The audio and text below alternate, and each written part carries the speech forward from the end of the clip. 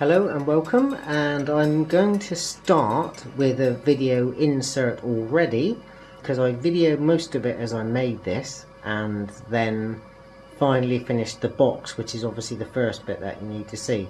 So I've finished the first box of my ultimate box set of Madness singles, and the first box is 1979 to 1986, which I consider the original Madness singles, not the subsequent ones post 1992 onwards, which was when they reformed for Madstock and then obviously carried on. So these are 1979 to 1986, and that is the Prince up to Waiting for the Ghost Train. I shall show you the box first. This is the box set 1. The way I've done this is we have the Maddie Mobile at the front, and then that carries on to the other side. On this side we have, this was sheet music for Shut Up, and on the back, as obviously it's for music, we have some of the sheet music for Shut Up, and then got it pale as a background, and there's a big list of all the records that are in this box set, which I shall go through. So you got, starting off with the Prince, obviously you got the silver painted label and the paper label, the French die cut paper label, and there's things like Tarzan's Nuts, Netherlands only, don't quote me on that promo, 12-inch, Mrs. Hutchinson 12-inch, Netherlands only. Also have In the City, the Japanese only.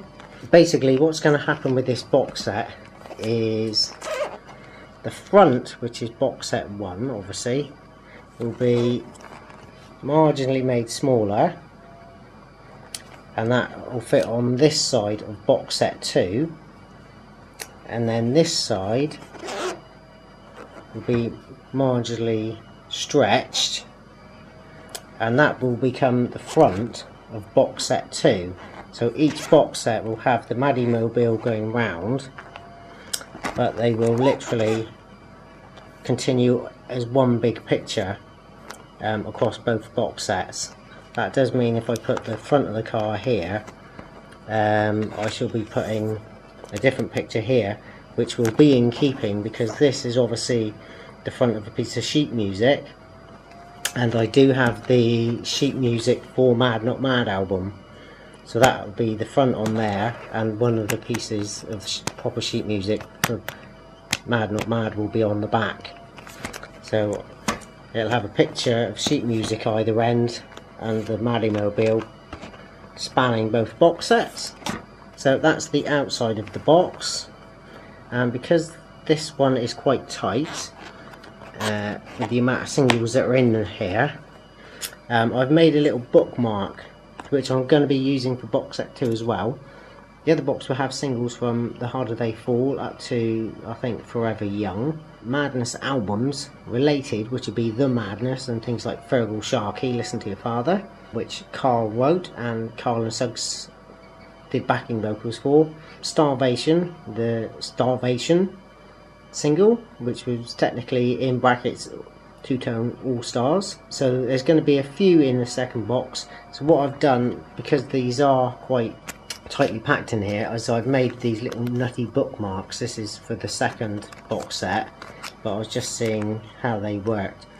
Basically this is for this one, and what happens is obviously the box set 2 will be divided, so you'll be able to get to related and whatever easy. This one, because it is quite tight, is I found when I was going through them, the easiest thing to do, having this laminated bookmark, is I can take out a single from in front of it and then put it in the other side, and then just keep working through, and then all my records stay in order and they're much easier to slide in without crushing one sleeve against the next. So that's the completed box, and I shall be going through the singles. If you saw my video with my Zigzag Sputnik miniature CD vinyl collection, I did say that I would probably have a go at another box set, possibly Transvision Vamp or Frankie Goes to Hollywood.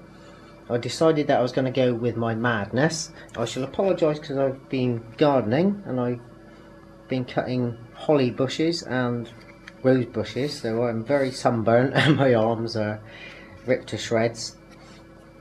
The reason I was going with Madness is basically this. Anybody seen it? Great little box set, or rather it would be. Virgin decided that they was going to put out this box set and make them look like the singles, although they're on CD. Obviously with the single with a hole cut out, you would see the other side, but they just haven't bothered. There's no purple line around here. Don't quote me on that. Promo 12-inch, which they only made 500 of. This is the wrong version. This is the Work, Rest and Play version and not the promo version. The Prince and Madness, this is not the two-tone version, it's the stiff re-recording.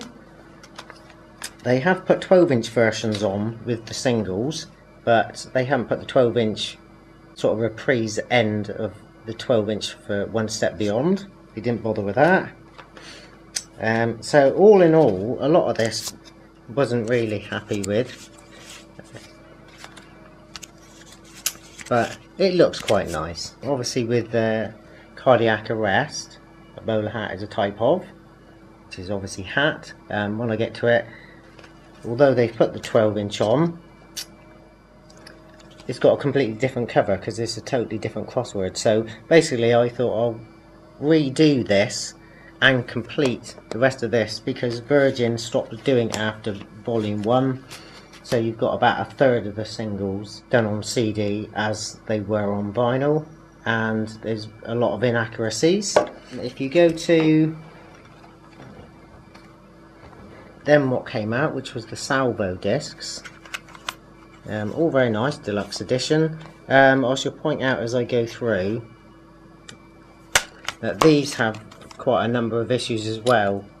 Same as this. They didn't put the 12-inch version on. They've got the single version of One Step Beyond. They haven't got the 12-inch version, even though they've decided to put 12-inch versions on, and the B-sides.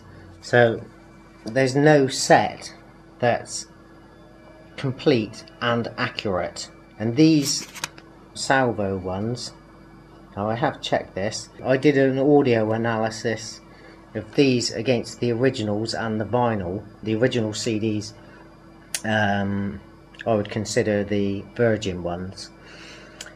These are got dynamic range compression on, and they've got a noise or a loudness difference of about 8.5 decibels. When I tested it with Sun and the Rain, a lot of the sustain on the strings and that is just completely gone. So although these, you know, for perhaps the ordinary pundits, sort of casual fans think, oh, they sound quite good, that's just what you can hear. It's just loud. You've lost about 50% of the actual dynamic range of the original recording. Not happy with them really. You know, yeah, you've got some rare tracks, but you've lost a lot of the actual audio from it. Anyway, so basically I've gone through and redone mine properly. So we'll go through, and I have got the vinyl here so you can see exactly what the originals looked like against my CDs.